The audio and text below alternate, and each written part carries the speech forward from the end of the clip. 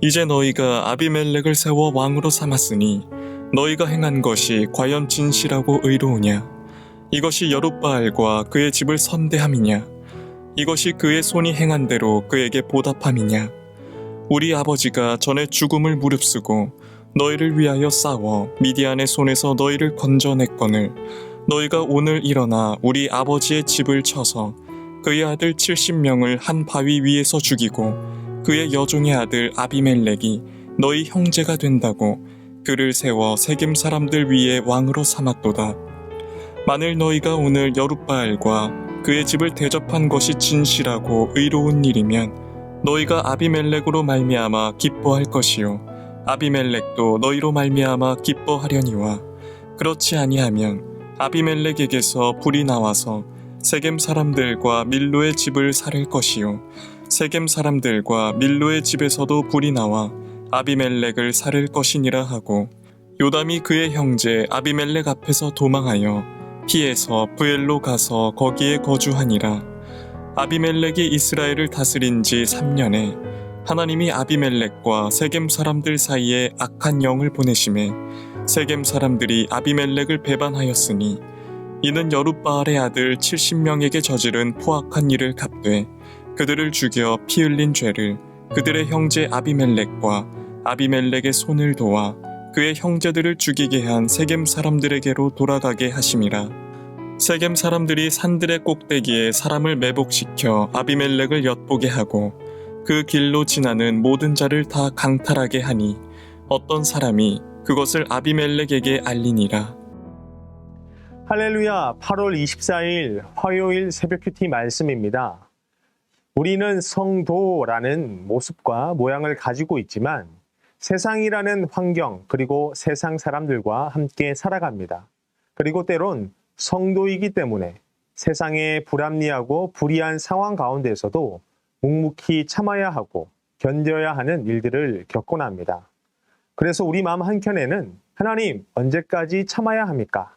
언제까지 견뎌야 합니까? 라는 또는 하나님 언제까지 이대로 가만히 계시렵니까? 라는 그러한 생각이 들 때도 있습니다.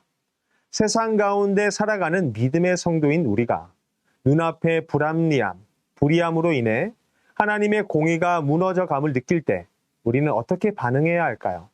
오늘 말씀을 통해 함께 은혜 나누기 원합니다.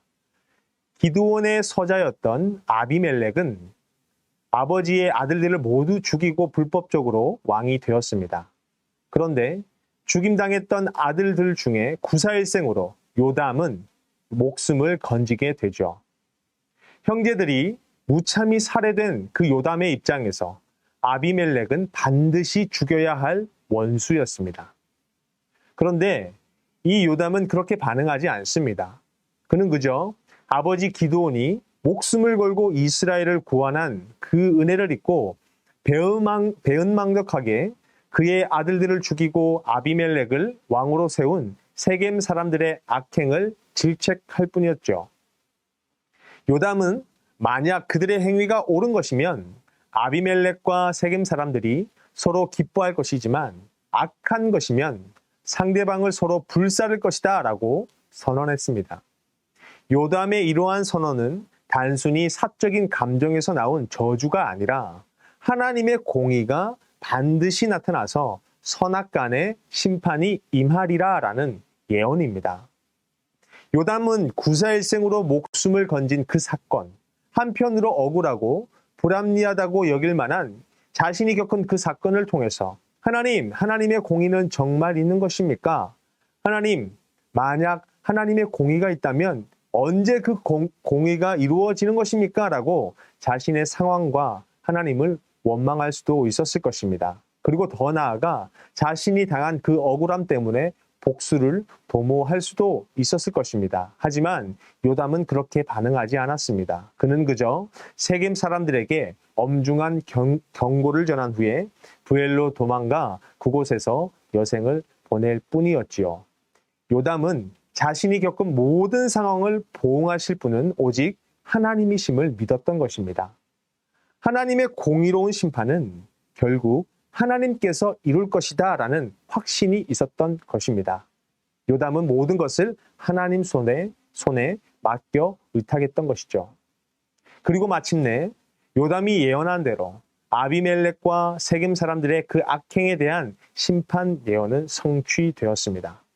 하나님이 아비멜렉과 세겜 사람들 사이에 악한 영을 보내셔서 서로를 배신하고 적대하며 칼로 죽게 만드신 것입니다. 하나님은 다른 방법으로 그들의 악행에 보응하실 수 있었지만 요담이 선한 방법을 사용하심으로 그들의 멸망이 하나님의 심판임을 확증하신 것입니다. 믿음의 성도인 우리의 삶은 요담과 같은 신앙의 태도로 나아가야 합니다. 때론 세상 속에서 우리가 겪는 그 일들이 불합리하고 불의한 일들이라 할지라도 우리는 우리의 생각과 방법으로 반응하고 대응할 것이 아니라 공의로우신 하나님 앞에 그 상황을 맡겨야 합니다. 이것이 하나님을 의지하고 믿음으로 살아가는 성도의 모습입니다.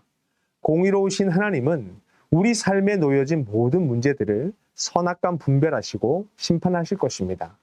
이 믿음의 확신을 가지고 살아가는 여러분이 되시기를 주님의 이름으로 소망합니다. 오늘 우리에게 주시는 이 말씀을 기억하시고 우리 다 같이 기도하도록 하겠습니다. 하나님 아버지 감사합니다. 오늘도 말씀을 통하여 깨닫게 하시고 그 말씀을 가슴에 새기게 하시니 감사합니다. 세상을 살아가며 성도인 우리이기에 때로는 불합리하고 불의함에도 그것을 참고 인내해야 함을 우리는 겪습니다. 하나님께서는 공의로우신 하나님이시기에 그 모든 상황 가운데서 하나님 방법대로 반드시 심판하시고 보응하신다는 그 사실을 우리가 기억하며 모든 문제를 하나님께 내어 맡기고 하나님을 의탁할 수 있는 온전한 믿음을 허락하여 주시옵소서. 감사드리오며 살아계신 예수님의 이름으로 기도드리옵나이다. 아멘.